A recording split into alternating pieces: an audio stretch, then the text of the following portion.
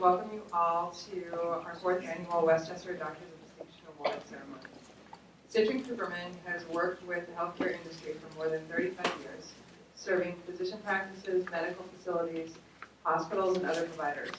Through our work as accountants and consultants, we've been able to witness firsthand the dedication, excellence of service, and compassion that physicians bring to their patients. When Citrin Cooperman co-founded the Westchester Doctors of Distinction Awards, our goal was to create a program to honor that dedication and excellence and recognize the outstanding accomplishments of our community's top doctors. We're excited to be here today to celebrate those physicians who have gone above and beyond and who have committed their lives to the medical field. The achievements of these physicians have impacted lives across the country and at times the world. They also represent the unique character of our Westchester community, excellence coupled with compassion and hard work matched by generosity. Today, Citrin Cooperman and the Westchester Business Journal are proud to bestow the Doctors of Distinction Award to 12 of the most outstanding leaders in the medical profession. It's an honor to be part of the award program today, and on behalf of Citrin Cooperman, congratulations to all of the winners and nominees on this well-deserved recognition.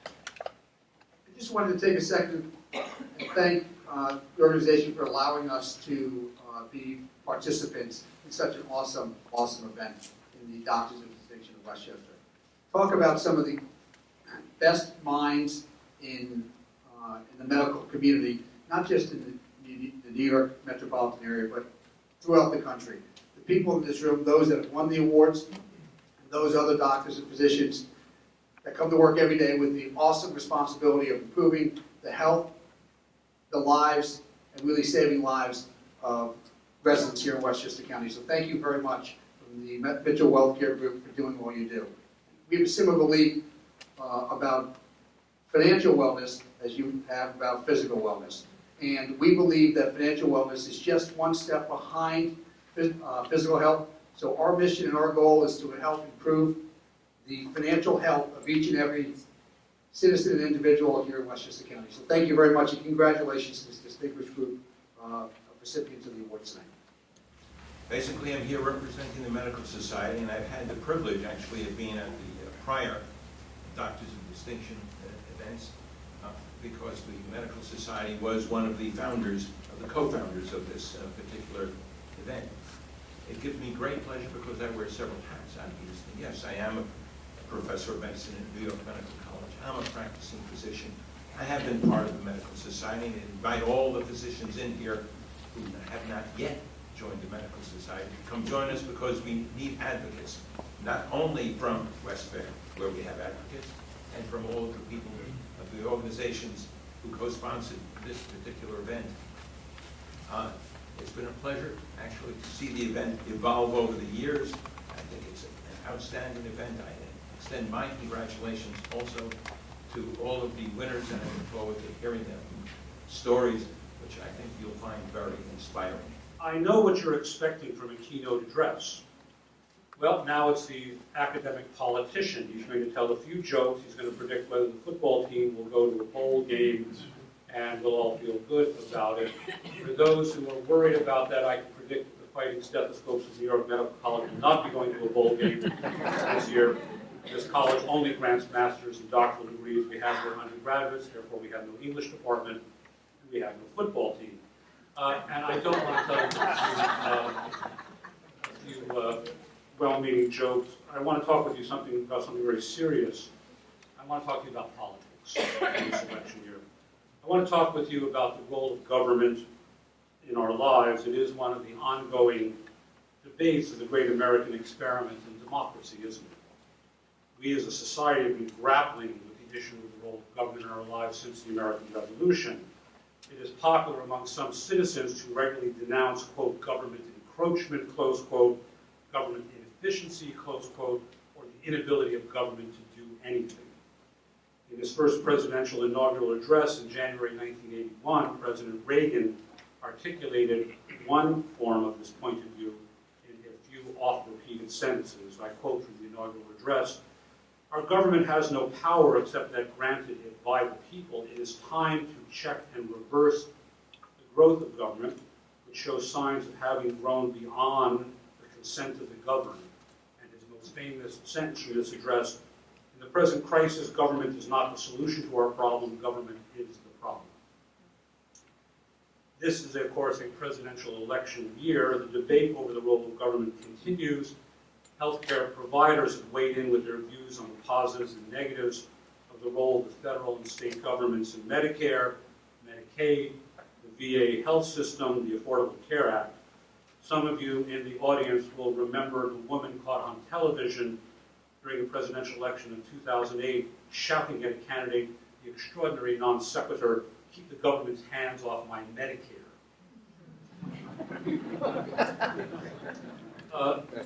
This evening, I would like to step back in time with you for a few minutes and consider a sometimes overlooked issue regarding the role of government in healthcare.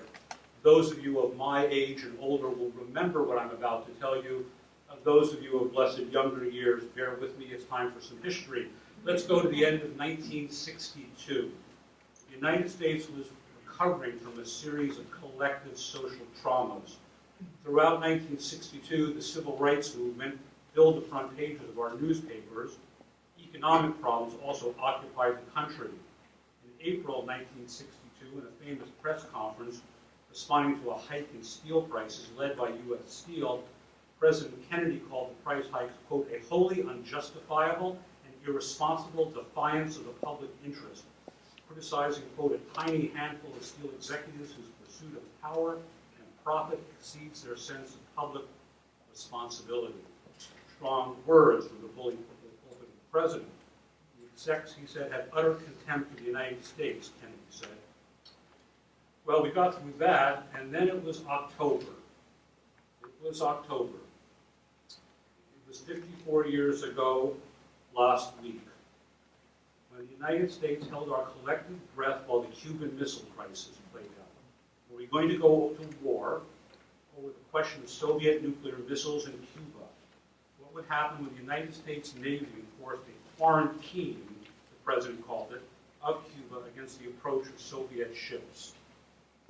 Those of you who were alive at that time remember that. Nuclear bomb drills, were we going to make it through the rest of the month? What Americans were hoping for was a bit of good news, and they got it. We got through the Cuban Missile Crisis, and there was another announcement from the White House. The President and Mrs. Kennedy, already the parents of two beautiful children romping around the White House, a 5-year-old named Caroline and a 2-year-old named John, or John, announced Jacqueline Kennedy was pregnant. There was going to be a new baby in the White House. Not a grandchild, as had happened, say, with the presidency of Roosevelt or Eisenhower. The president and the first lady were having a baby. How wonderful. The always elegantly dressed Jacqueline Kennedy began to appear in maternity clothes by the top designers of Europe. And then disaster hit. June 1963. At the presidential compound in Hyannisport, Jacqueline Kennedy went into premature labor. She was airlifted from Hyannisport to the Otis Air Force Base on Cape Cod, where she delivered a 4-pound, 10-ounce baby boy, Patrick Bouvier Kennedy. He was at 34 weeks of gestation. The baby was airlifted to the Boston Children's Hospital under the care of the Harvard Medical School's Department of Pediatrics. America's finest pediatricians could not save the life of the Kennedy baby. He died at 2 days of age, what would now be called respiratory distress syndrome or Highland memory disease. To a pediatrician or any other physician or medical student of the New York Medical College in this audience, saving the life in 2016 of a 4-pound, 10-ounce premature baby, 2 to 3 weeks premature, would be routine. It would be of hardly any notice. The survival rate approaches 100%. Patrick Kennedy would certainly have lived. Why? Why? Because shortly after the death of Patrick Kennedy, the president signed a federal appeals appropriation for $265 million for biomedical research, much of it went for research in neonatology. Why? Because the National Institutes of Health funded research throughout the 1960s and 70s on the pathophysiology of newborn lung function, development of effective therapies for the problem. Why? Because of the conscious intervention of government. I could tell you a similar story regarding the the survival rates of acute lymphoblastic leukemia, the survival rates of Hodgkin's disease, screening and survival rates for adult carcinoma of the cervix, or the treatment of many forms of adult cardiac disease. The list is extensive. And that is my keynote message, that the best way to predict the future is to invent it ourselves. One of the engines for our ability to invent the future of medicine is research. In the world of academic medicine, we are active and proud participants in the generation of new knowledge through research, much of it paid for by peer-reviewed grants from the National Institutes of Health, and a lot of it occurring here in Westchester, here at New York Medical College. Americans give great deference to institutions of higher education, including this college. In return, the college repays that deference by contributing to the advancement of society through education, clinical care, and research. And a great deal of that activity promoting social advancement is occurring here in Westchester. We're opening the first new dental school in the state of New York in 50 years here in Westchester, New York Medical College. Our faculty is generating exciting new research in Lyme disease, cystic fibrosis, ovarian transplantation, and influenza. Regeneron is receiving approval for new drugs. Local creative business and academic entrepreneurs are creating new products. I hope you will take home, as my keynote message this evening, at least three things. The crucial importance of biomedical research. Second, the role of a democratic society through its government in funding that research.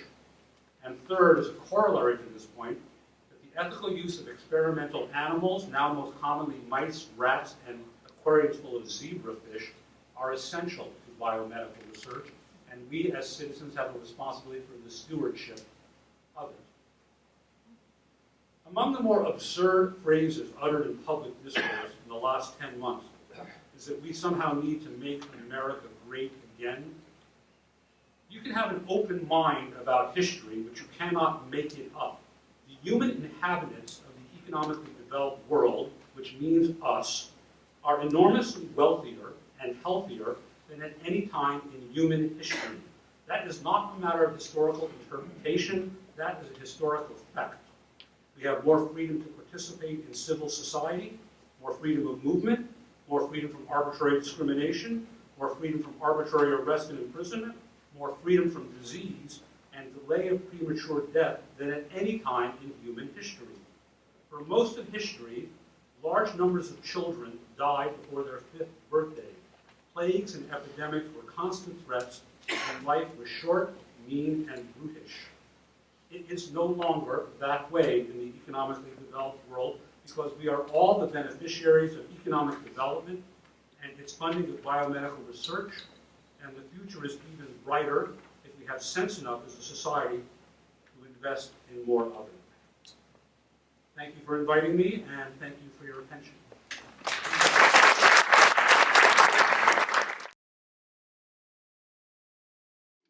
I'm so honored and humbled to be here among this amazing group of doctors, and would like to thank Citrin Cooperman, the Westchester County Business Journal, and the Westchester County Medical Society for their support and for this great opportunity.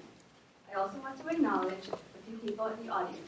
My husband Ali, who's a third-year medicine resident at Jacobi in the Bronx, for always being by my side, as well as two very important faculty members from my program, Dr. Shati Harkissoon, a residency program director, and Ms. Kimberly Andron, the Director of Behavioral Sciences, for their constant support and wisdom. Most of all, though, I want to acknowledge my patients, all of whom have touched my life and influenced me in so many different ways, which have contributed to my being here today. I've often been challenged to identify a defining moment that brought me into the field of medicine, the spark to my pursuit of a career as a physician. I reminisced and pondered, searching for this all-important moment that has determined my present and future. Oddly enough, my efforts led me to a different memory each time, whether it be the emotional end-of-life conversations, or the many beautiful babies I've had the pleasure of delivering, or the families that I've gotten to know along the way. I love being a doctor because, for me, becoming a physician has been entirely about the journey rather than the destination. I had the pleasure of spending a few days on vacation in Maui earlier this year. One of the main attractions there is this place called the Road to Hana. It's basically 6 hours away from the mainland of Maui. Some of the most counterintuitive advice we received about the road to Hana was, don't worry if you never get to Hana, you just enjoy the trip. As strange as it sounds, we realized what this meant when we finally arrived at Hana, and there was nothing there but a few beaches and a hut. The road to Hana is about the road, not about Hana itself. It's about the waterfalls, the rivers, the colorful fruits, and the beautiful sights along the way. Being a doctor is like always being on that road to Hana. What motivates me towards medicine, more than any single defining moment in the past, are the unique and rewarding experiences I share with my patients every single day. I realized a good doctor is also a good person. It's as much about understanding people and society as it is about anatomy, pathology, and physiology. Doctors are always in some stage of training, whether it's PGY3 or 30. Patients and their problems will forever be unique, and I look forward to building relationships and serving our community as a physician in training for many years to come. Congratulations to all of the recipients, and thank you for all of your support. I'm Director of Radiology in White Plain Hospital. Andre, my biggest brother, is younger, but bigger, and he really built our practice as a co-director and a great brother. And my young brother, Nabil Khouri, is an obstetrician and gynecologist at White Plain Hospital. Very successful. I think he was successful enough that tonight he couldn't make it. When duty called, the patient came first, I guess. So he sent his regard and thanks to everyone. We thank the Westchester County Business Journal, as well as our many colleagues and friends who are with us tonight. There's a special thanks to a great and beautiful person who is here tonight, my CEO, Suman Fox. She nominated us for this great honor, and she is President and CEO of White Plain Hospital. If you have not been to White Plain Hospital recently, Susan has done a tremendous job of expanding, transforming, changing, and in the past few years it has been under her vision and leadership is appreciated and extraordinary. Since this award is all in the family, I have to start just brief. First of all, when I came in, they said 3-minute speech. Then I find out there is Andre, Nabil, and myself. So maybe it's 9 minutes. I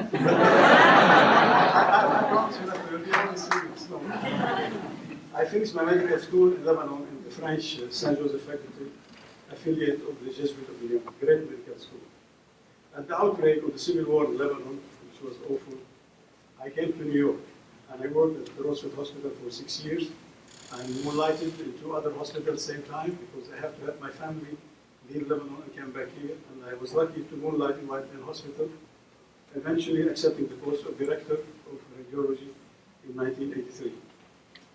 When there was no more university in Lebanon, my 2 brothers, Andre and Nabil, also followed. They went first to France, to Saint Antoine, and they finished their medical school, and then they all joined us to this blessed and beautiful country. It was very hard with the Civil War to leave one another. But we knew we had to do far better life in this magnificent and great country. We drew strength from one another, from our Jesuit education, and from our faith. Eventually, we were fortunate enough to bring our parents and sisters to join us in this wonderful country. Over the years, we have each been blessed to build our own family here in New York, in Westchester County. We are all very close. The subject is all in the family. I felt honestly, there's no more important things than your family, faith and family.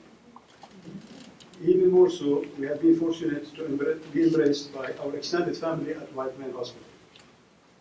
Since it is a family affair, I cannot help but thank John Chandler, who is my CEO, who hired me 30 years ago in White Plain Hospital. I broke many times bread with him on Passover in his house. He honored me, and he's part of the family. He really helped us build in the 80s the X-ray department. He flew with us to Chicago to pick up the latest technology, whether it was the MRI, the first PCT in Westchester County, the international department. So he helped me build a big department. And more important than that, he had the vision because all our sister hospitals in Westchester County, in Bronx and Yonkers, when they find out that we have a decent, respectable department, they ask us to help them, and we deliver. Up to last 2 years, we were running the X-ray department in Northern Westchester, in Phelps, in Tarrytown, in St. John, Riverside, and Yonkers, and then enough. Okay. No. Also in Bronxville, we did our Lady of Mercy in the Bronx, St. Barnabas in the Bronx, but now we are consolidating because other institutions are taking over. You know how the healthcare is changing. Now we are affiliated with Montefiore, and we are basically White Lake Hospital. And we still have a little bit St. John Riverside. So John, again, many thanks for everything. Our brother Nabil had built a very busy and successful OBGYN, and probably it's one of the busiest without arrogance in the county. And we owe that to the White Plains staff who have been very supportive, and for his works. He's really exceptional and dedicated, and we love him.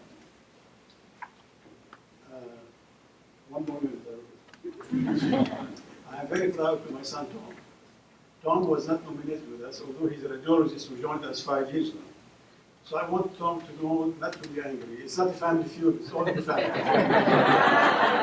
So I'm hoping and I pray that in the near future, you'll be back a few years with this award, God willing, we'll be around to witness it.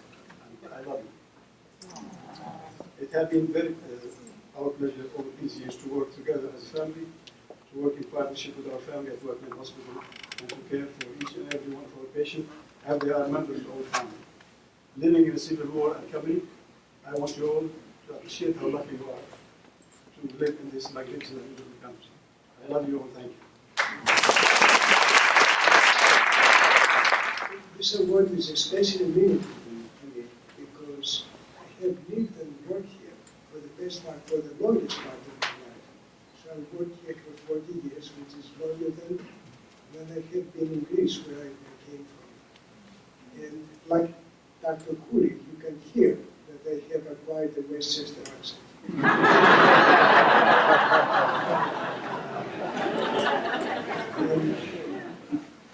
I was asked to say what have been turning points in my life. So the first turning point was my research fellowship at Cornell Medical College at the time.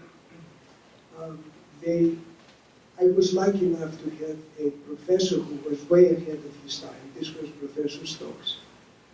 And my fellowship was in 1979, so that was the time that psychoanalysis and related psychotherapies had mesmerized the field of psychiatry, and perhaps the public.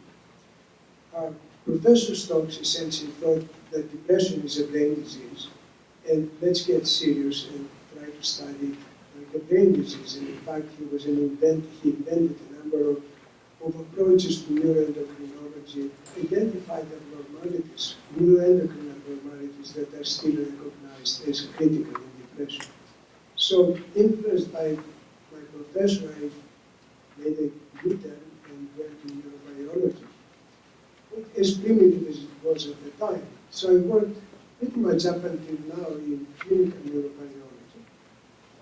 But the real turning point was in the late 90s and early 2000s, when I realized that neurobiology had reached the point, some coming from my findings, something coming from findings of others, to the point that you can develop neurobiological models that explain some of the behaviors that depressed people have. Now, using these neurobiological models and using these behaviors, we thought that we can develop simple psychotherapies that people with relatively not very advanced training who work in the community can offer. Now, unlike neonatology, Dr. Halpern, psychiatry has many drugs. In fact, we have many antidepressants, but every one of them brings to remission about 28% of patients. They're very safe drugs now, so we accomplished that. We don't keep patients anymore as we often did in the past. But we don't get all of them well with meds. And the other point is that suffering, stigma, and all kinds of mental sets that depressed people have in the community don't allow people to use the drugs even being prescribed by So the net effect on the public health level is rather limited.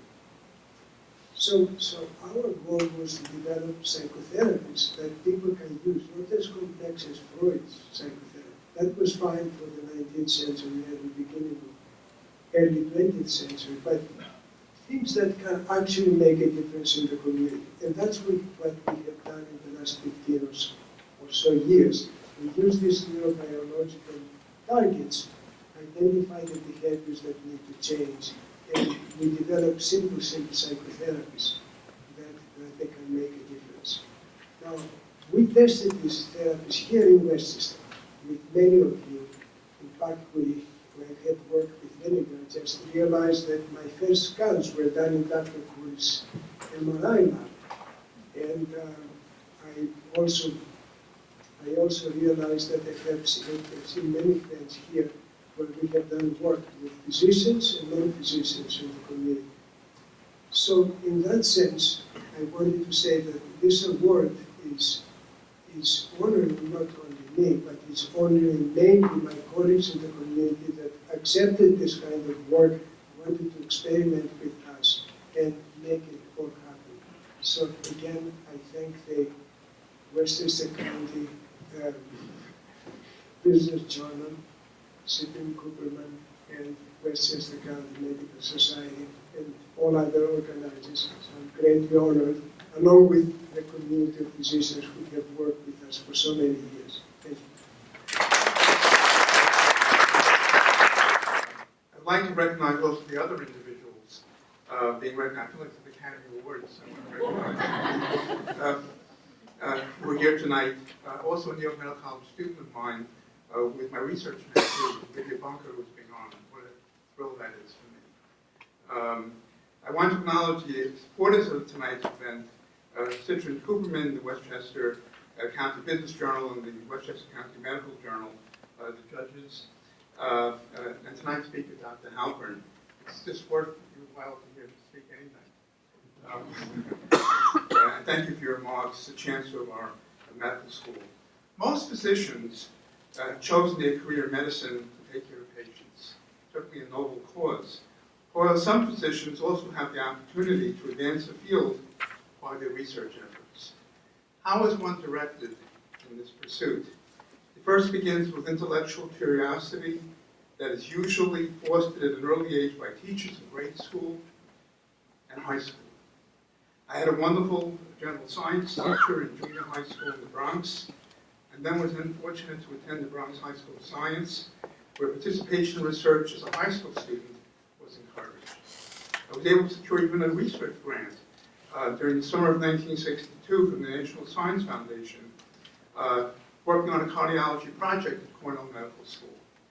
My father's premature death in his 40s from coronary artery disease that same year provided me with my lifetime research focus, which was to beat premature heart attack, that scourge of countless families. Later in college and medical school, I participated in various research projects, one on the early use of probiotics, complete failure, a project which failed because of technical reasons. We were growing anaerobic cultures, they were contaminated by aerobes, those of you who know what that is. From this experience, I quickly learned that an important quality which a researcher must have is tenacity. One of my favorite quotes is from Louis Pasteur. Quote, "Let me tell you the secret that has led to my goal. My strength lies solely in my tenacity." In research, one has to persevere in answering a research question, sometimes over decades, and be able to deal with frustration and repeated setbacks. Having resilience, the ability to bounce back from failure, is another major quality in a researcher. Another factor in research career is the ability to seize an opportunity. As a cardiology fellow in the early 1970s at Cornell New York Hospital, I had the opportunity to lead the first major beta blocker clinical trial in the United States with propranolol. At that time, a new drug from England. I remember my mentor, Dr. Thomas Killip, saying, "Frischman, this is a good thing to do it." Dr. Killip is, in fact, the father of the current care unit in the United States. I also had a junior mentor, Dr. Stephen Scheidt, at Cornell. You cannot succeed in research without a mentor, a life coach. Without a mentor, your research will go in circles, and you will be doomed to ultimate failure. A mentor-mentee relationship in science is as important as a relationship between a parent and a child. Dr. Killip is still working into his 90s, and I still turn to him for career advice, just as I did 45 years earlier. With the success of the propanol trial, I was subsequently involved at both Einstein and York Medical College in clinical studies of every cardiovascular drug developed since 1970, including other beta blockers, ACE inhibitors, and statin drugs. I didn't invent the stuff, I tested the drugs. I was fortunate to find another research mentor at Einstein and York Medical College, Dr. Evan Sonnenblit, the leading individual in heart failure research in the United States. Even now, we are involved in York Medical College and Westchester Medical Center in the cholesterol project supported by Regeneron right outside the gates here and others. Over 45 years, I've had continued research support from the NIH and industry and learned to appreciate the importance of the patient, physician, academic, industry partnership in providing some of the great innovative medical treatments. I'm also grateful to the thousands of study patients that we cared for during 45 years of active research, clinical trials, and epidemiologic studies. One advantage I had from early years of working in the Bronx and coming from there, I knew everybody. The area was medically underserved, and in some of the Bronx, I could recruit large numbers of patients, usually recommended by my family, who benefited from the advanced care we provided free of charge. In the Women's Health Initiative we took care of 6,000 subjects. In fact, totally it's about 17,000 subjects that we treated in clinical trials over the years. However, researcher also has responsibility to report on research findings, both positive and negative, in journals, books, and in academic meetings. This reporting in clinical research must always be done with attention to detail, honesty, and integrity, just as with a clinical exam. Our department co-edits on campus here 2 major medical journals as part of our efforts to report research findings. A career in research involves long hours, little financial return, frustration, and disappointment, especially in these times where government grants are dwindling and where industry more than ever has a need to step up in support of medical endeavors. The greatest miracle that I saw in my lifetime was the ability to treat AIDS, which I remember was a fatal disease in everybody who had it. And that's a success of the physician, industry, academic, patient partnership that has really contributed so much to advances in medical care. So why do research? I mentioned not much money, frustration, year after year, your wife telling you why you're doing this. My mother said, why make a living after all this? And why is it important to be why should that be part of a medical career? Why should we encourage and even mentor our students in research careers? Indeed, the joy of research comes from not just from discovery, but also from being chosen as the first person to uncover a truth of nature that God already knows. Thank you very much.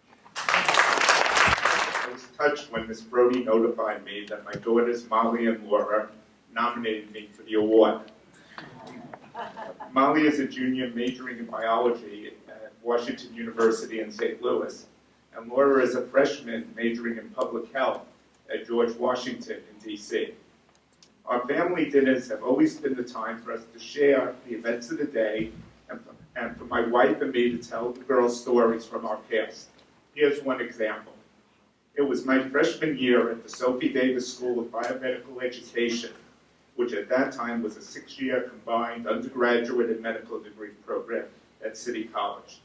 Its mission always has been to graduate doctors who will provide quality care to underserved communities.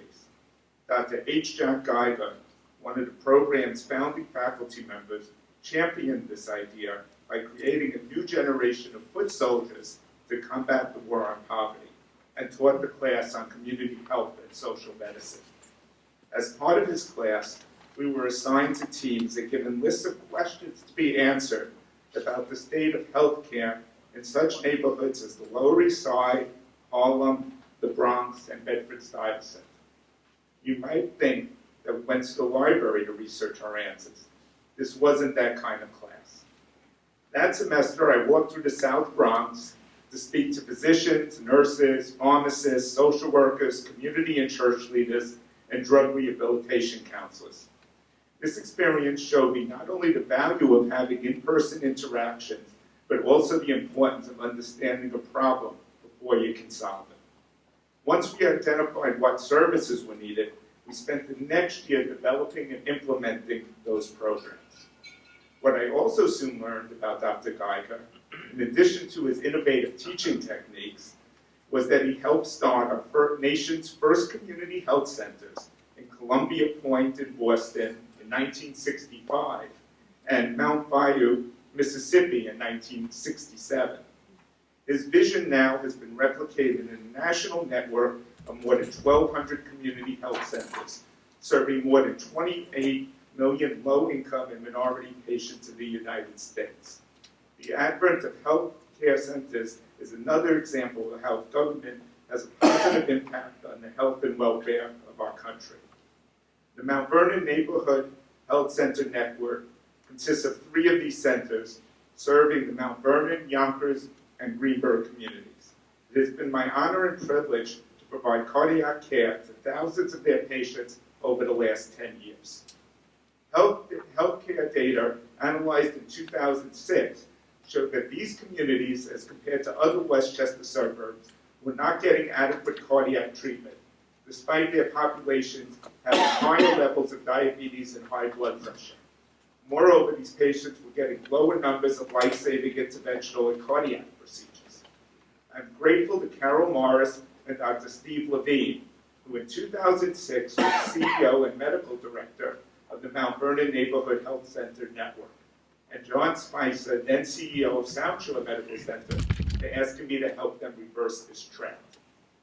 They hope that physicians like me, who have admitting privileges at both tertiary care institutions and community hospitals, could use our expertise and resources to ensure their patients receive the highest standard of care.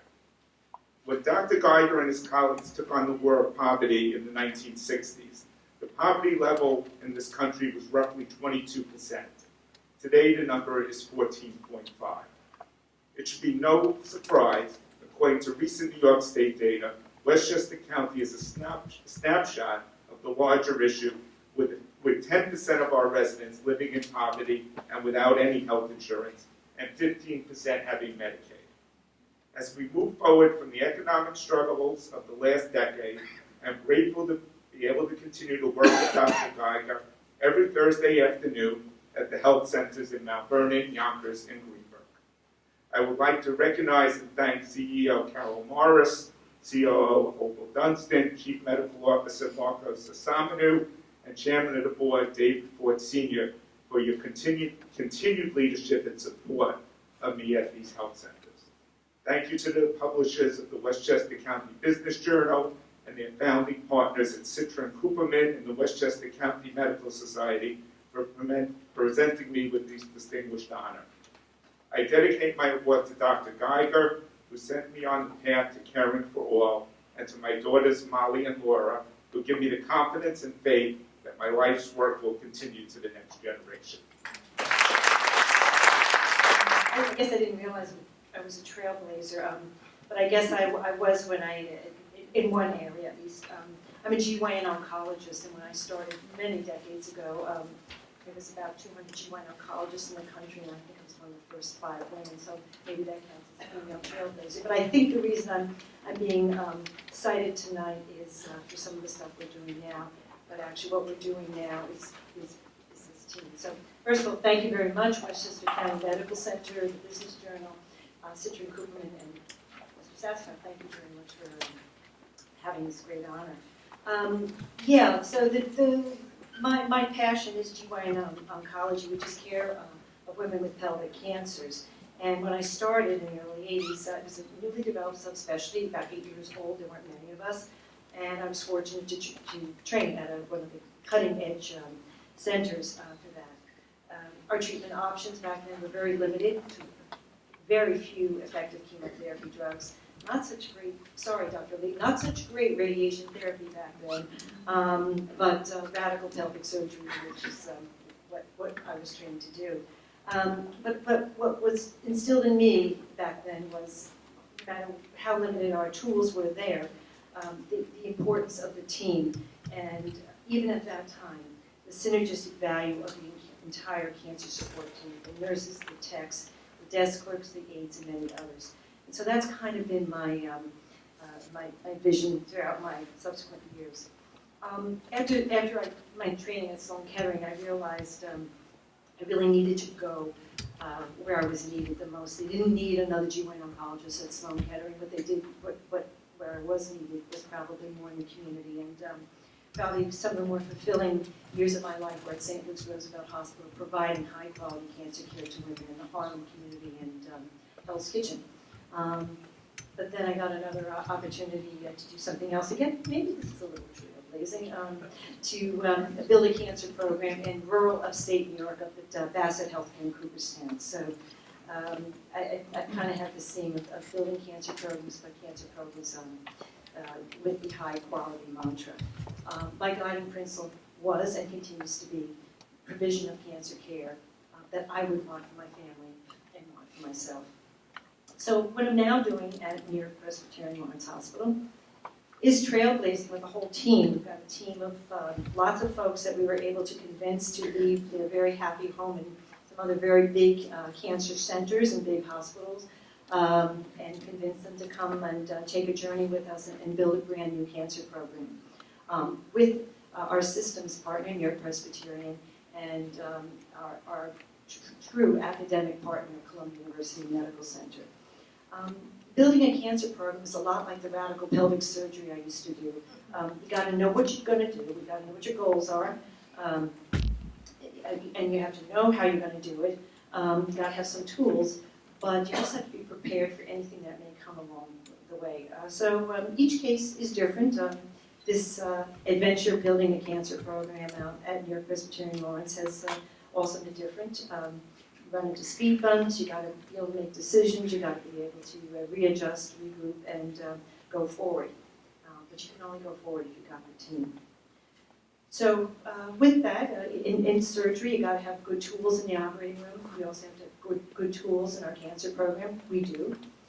We're not just radiation, chemo, and surgery. We are also the support of oncology services, and we are very proud that under one roof we will offer patient navigation, palliation, survivorship, genetics, psychosocial, and spiritual care. So it's really a true ecosystem, and we are very proud of that. And again, we are very proud to be doing this in collaboration with our academic partner, and many of our faculty from Columbia are here today. So finally, just to end the surgical metaphor, a cancer program requires a team, just like in the operating room, and a team that has commitment, engagement, and probably a recently overused word, stamina. Very important to have stamina. You've got to be all in. Just as in the OR, the value and the participation of every member of the team counts. And again, it can't be overstated. And it's so just like in the clinic, just like in the operating room, we all have to realize there's one shared vision. And our cancer team is truly committed, it's truly vocational. The shared vision is the wellness of the patient that we are taking care of. So as we approach the opening of our cancer center, and I do have to thank our team because we're all running on very low fumes right now. We've been going day and night. We're going to open our cancer center on Halloween. Better than April Fool's, I guess, but on Halloween, on Monday, we're going to open, and on behalf of them, I'm really delighted to accept this award because they're bushwhacking with me, they're trailblazing with me, and we're very excited. And have some of the team back there and more of the team here. So thank you very much. Thank you. I'd like to thank the Journal, the committee, and the college for this honor of Dr. Lee. Dr. Buckley is an internationally recognized vascular surgeon with more than 250 peer-reviewed scientific papers and 9 books related to wound and spinal cord injury management. You can read more about it in the program. However, some of Dr. Lee's most important contributions may have been at the Castle Point Veterans Administration Hospital as a director of surgery. For over 36 years, He focused on the special care that our spinal cord injury veterans require and the prevention and management of pressure injury and ulcers in that population. I am a researcher in pressure ulcers, and it's a tough thing to do at a cocktail party, get into pressure ulcers. But Dr. Lee has been a pivotal mentor in our research and very supportive. One day over 12 years ago, our business partner, Mickey Divich, introduced us to Dr. Lee and his ideas on how pressure ulcers really form and some new ideas on ways to evaluate pressure industry risk. For those of you that may not know Doc, he has a childlike love and passion and wonderment for the world around him, and he's infectious. So he got us all going. We really got into creating a whole new area of research. Everything to him was a gizmo. I mean, one time we had 5 gizmos going. So it was gizmo 1, 2, or 3. You never quite figure out which one it was. One of Dr. Lee's landmark ideas was to provide real-time, simultaneous measurement of patient interface pressures and deep tissue blood tensions to help avoid injury. These inventions have resulted in a whole new generation of pressure ulcers, management systems, and have been awarded U.S. patents as well as CMS and Canadian approvals for home use. I'd like to thank the Selections Committee on behalf of Bach. The long association with the college's additions to the scientific literature, his landmark contributions to pressure injury management, and endless dedication to our precious veterans makes him well worthy of this Lifetime Achievement Award. Thanks, Bach. I volunteered to come to the United States during the Korean War. First U.S. Marine Division, Fleet Marine, FMS, the Fleet Marine Force, and it combat hospital for 2 years.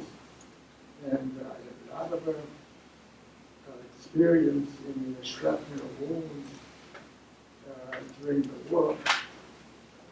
And my defining moment continues. My internship at the New Jersey, my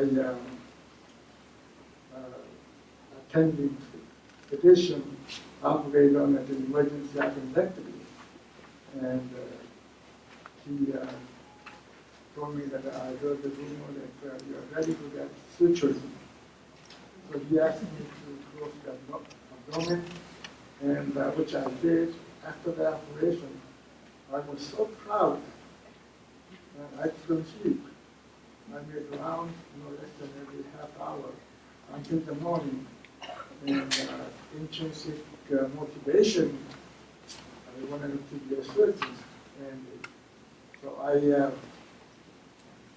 continue my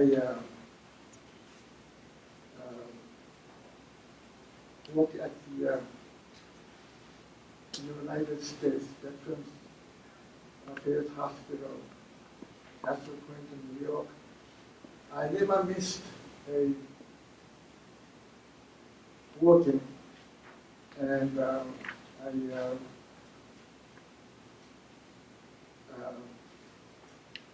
Saturday morning I made round as the chief of surgery, and I went through the emergency room to go home rather than go home directly from the hospital.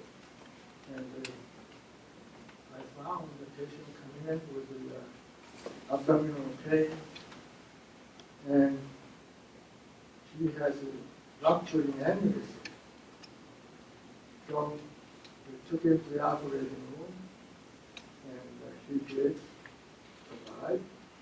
And I did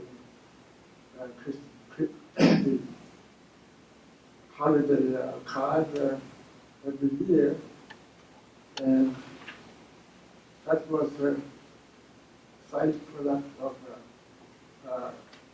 continue to see the patient every day, and it was a very excellent opportunity for me to save the patient. And I would like to say one word. As a surgical resident at the St. Clair's Hospital, New York City, I trained under Dr. Jordan Mack, who as my role model exemplified the highest ideals in the art, science, and practice of surgery. From that time, my life work to provide the quality of patient care. And Dr. Mack passed away. She was my mentor, and March 25th, 1999, at the age of 86. This was a great personal loss for me and many other surgeons. Being a medical resident has always had a special connotation, and as my mentor, Dr. Madden, had a significant impact on my surgical career. And I she is my surgical father, and Dr. Madden told me that hard work never kills a person. And I have continued my life, my work, and guided by his wisdom and philosophy. I thank you very much for this organization, giving me this special award. Thank you.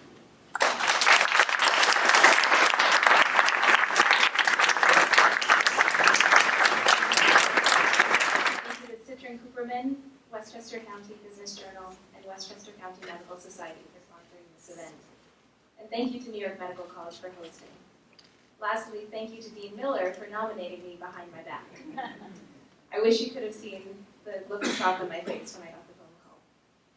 This award says promise for the future, but I wouldn't be standing here today were it not for those who came before me. The proverbial shoulders on which I stand. My parents, whose love and support have no limit. My teachers from middle school to medical school, who encouraged me to pursue my passion for science and puzzles. And all the health professionals who have welcomed me into their world over the past 4 years, mentoring me and leading me by example. There's a quote on the wall of our New York Medical College Medical Education Center that strikes me every time I walk past it. Attributed to Hippocrates, it reads, "Wherever the art of medicine is loved, there is also a love of humanity." As I have progressed through medical school, its meaning has changed for me. As a first year, it was an idealistic but vague statement that gave me shivers of anticipation. Now, when I read it, I remember the stories my patients have shared with me, the trust they placed in me, and the gratitude they offered me. I realized that, to me, being a good doctor simply means being a good human. Listening, caring, and living in accordance with the time-honored principles of humanity. So I'd like to consider my so-called promise for the future to be the promise that I will make to my patients every day as a physician. A promise to learn from them, to do better every day, and to always be grateful for the privilege of being their physician.